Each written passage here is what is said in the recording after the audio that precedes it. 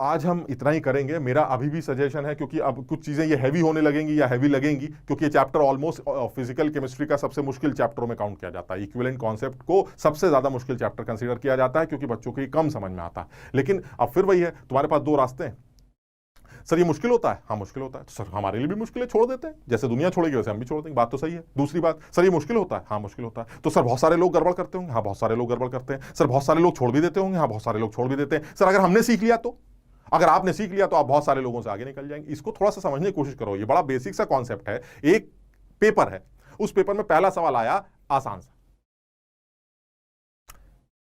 तुम्हें आसान लग रहा है? हाँ लग रहा है। अरे तो तुम्हारे साथ बैठे लाखों को आसान लग रहा है भाई, तुम इतने बड़े हीरो हो, समझ लो बात को। तुम्हें आसान लग रहा है तो सबको आसान लग रहा है, इसमें क्या सोचना। तो सर इसका मतलब ये हुआ इस सवाल को मैं करूंगा तो मेरे 4 नंबर आ जाएंगे? हाँ आ जाएंगे। अरे तो वो 4 नंबर दुनिया के आएंगे, इसका मतलब दुनिया एक साथ कंपटीशन है, कंपटीशन जीतने के लिए आगे निकलना पड़ता है। बराबर चलोगे थोड़ी ना जीत जाओगे। इसका मतलब ये हुआ आसान सवालों को तो सही कर रहे हैं, ठीक, आसान सवाल हमारा भी सही हुआ, उसका भी सही हुआ, ठीक। अब आया इक्विवेलेंट कॉन्सेप्ट का एक टफ सवाल।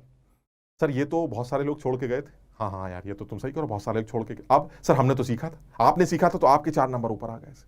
अगर आपके 4 नंबर ऊपर आ गए, अब समझना, बहुत सारे लाखों लोगों के 4 नंबर नीचे रह गए, तुम 4 नंबर ऊपर आ गए। अब इन लोगों को तुमसे आगे निकलने के लिए कम से कम एक मुश्किल सवाल सही करना पड़ेगा, जिसकी उम्मीद कम है, क्योंकि ये तो वैसे ही हल्के हल्के वाले लोग हैं, ये तो मुश्किल सवाल देखते ही छोड़ देते थे, ठीक। इसका मतलब ये हुआ तुम इन लोगों से हमेशा ऊपर रहोगे और रिजल्ट आने के चांसेस तुम्हारे बढ़ जाएंगे।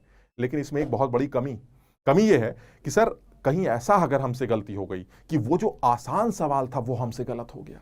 आप सोचिए जरा, अगर वो आसान सवाल आपसे गलत हो गया तो आप आ जाएंगे नीचे, और अगर आप नीचे आ गए और ये लाखों लोग आपके ऊपर आ गए तो अब इन लोगों के सर पे बैठना आपके लिए मुश्किल हो जाएगा। क्या सीखा ये कि आसान तो गलत करना ही नहीं है, और कहीं गलती से मुश्किल सीख गए तो दुनिया के सारे लोगों के ऊपर बैठा जा सकता है, रिजल्ट में ऊपर की रैंक ली जा सकती है। इसका मतलब ये हुआ हमारी जो तैयारी होनी चाहिए वो किस तरह की होनी चाहिए कि आसान चीजें या जो सीखी जा सकती है उनको तो सीखना, उनमें तो कोई गुंजाइश ही नहीं है। मतलब समझ ना आप, उसमें अरे सर गलत कराए, बेवकूफ हो तुम, गलत कराए तो तुम अब सेलेक्ट भी नहीं होने वाले, समझो बात, वो तो गलत करनी ही नहीं है, उसमें तो कोई गुंजाइश ही नहीं। एक ऑप्शन और दूसरी बात क्या निकल के आई, सर वो तो गलत नहीं करेंगे, चलिए ठीक है। और कहीं इस तरह के जो 1-2 चैप्टर आप बता रहे हैं मुश्किल होता है, जो दुनिया के लिए मुश्किल है, अगर कहीं वो सीख गए तो अरे फिर तो यार बिल्कुल चांदी चांदी है। क्यों? क्योंकि वो तो दुनिया गलत करेगी, सही तुम भी करोगे, सारे आसान सवाल, वो भी सारे आसान सवाल सही करेंगे, और तुम 2 सवाल मुश्किल वाले भी सही कराओगे। अरे वो देखते रह जाएंगे तुम्हारी रैंक कहां निकल आएगी और तुम कितना ऊपर निकल आओगे, तुम सोच भी नहीं सकते। इसलिए चीज जब मुश्किल लगे ना, ये मैं हमेशा अपने बच्चों को हमेशा बोलता हूं कि जब क्लास में तुम्हें ऐसा लगे कि मजा आ रहा है, मतलब बड़ा अच्छा है, अरे वाह वाह क्या, क्यों मजा आ रहा है? क्योंकि सर समझ में आ रहा है। समझ में क्यों आ रहा है? क्योंकि सर आसान सी बातें चल रही। और जब क्लास में सरदर्द शुरू हो, समझ लो बात को, अरे यार चल क्या रहा है यार, बस तुम समझ लेना यही चीज इंपॉर्टेंट है, बस ये समझ लेना। जिस बच्चे ने ये एटीट्यूड बना लिया कि अरे यार ये चल क्या रहा है, ये तो समझ में नहीं, बस तुम समझ लेना यही सीख रहा है मुझे, क्योंकि ये सीख कर ही मैं लोगों के सर पे बैठूंगा। हल्की हल्की चीजें तो दुनिया सीख लेती है, हल्की हल्की चीजें तुम्हें पढ़ाई भी गई हैं, पढ़ाई भी जा रही हैं, आगे भी पढ़ाई जाएंगी, मुश्किल भी चीज कराई जाएंगी। लेकिन जब मुश्किल चले तो वो तो उस टाइम अलर्ट होना पड़ेगा, अरे बिल्कुल, अरे ये तो सीख, क्योंकि तुम्हें ये ख्याल आना चाहिए उस टाइम पर कि जो बाकी बच्चे ये सब चीजें सीखते होंगे तो वो क्या, उनका क्या बिहेवियर रहता होगा। माय गॉड क्या चल रहा है यार, ये तो भाई कुछ समझ में नहीं आ रहा है, ये तो बड़ा मुश्किल है यार, क्या करें। कितने नंबर का सवाल आता है सर? 4 नंबर का आता है, 8 नंबर का आता है। सर छोड़ दे तो छोड़ सकते हो, 4, 5, 8 नंबर से कोई फर्क नहीं पड़ेगा। सर छोड़ दो ना सर, कहाँ समझ में आएगा इतना मुश्किल, और अभी तो शुरू हुआ है, छोड़ो सर।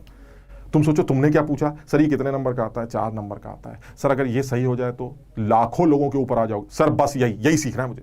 बल्कि उस टाइम बिल्कुल अलर्ट हो जाओ जब तुम्हें लगे कि समझ में नहीं आ रहा। बस मेरा कहना यह है कि जब समझ में आएगा तो मजा भी आ रहा होगा।